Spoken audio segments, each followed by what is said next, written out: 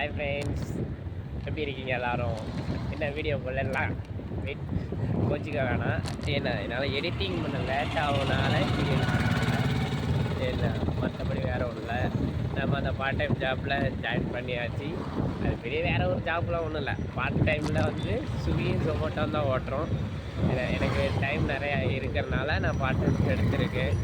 இவனை வச்சு battery cycle வச்சு தான் ஓட்டுறேன். அப்போ தான் 50 கிலோமீட்டர் ஓட்டுறேன். இதோட இன்சென்டிவ் என்னன்னு உங்களுக்கு வீக்லி சொல்கிறேன்.